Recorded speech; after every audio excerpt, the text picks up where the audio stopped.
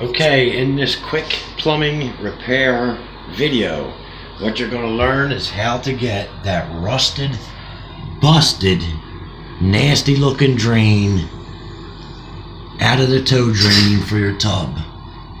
And you're going to do that with this simple tool.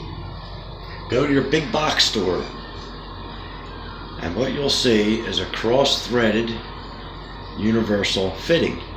Measures about 1 3/4 inch nut. There is a fitting if you want to put a device inside of it, that's fine too. I like to use a pipe wrench. And you'll see that this way. Now what happens is when you drive this down into the drain, and this will work on any tub drain, when you go to turn that back out, these cleats or these threads, if you look up close you'll see, they're going to dig into the side over here, giving you enough back pressure that you can spin that out of there. So the simple technique.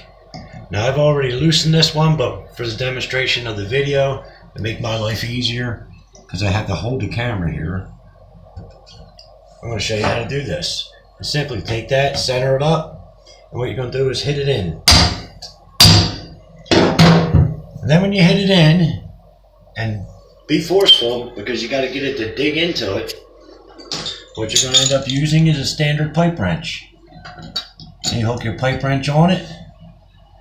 And I recommend you take your palm and hold this down as you're turning the pipe wrench, but do not pinch your fingers in the pipe wrench because you won't like that. Alright, and then what you do is you start turning it out. Now this particular one, like I said, I already freed it up. This is already getting real loose. You just spin that sucker around, get it to the point where it's close to get by hand. And guess what, folks? There's your part. Rusty, crusty, no good. Now we can put it in the toe drain. As you'll see, that's moving, and we're free. And we can do whatever we want to do to this tub. We can reglaze it, which this is what we're doing here. Okay, or you can just put in your new devices and your new shower stems.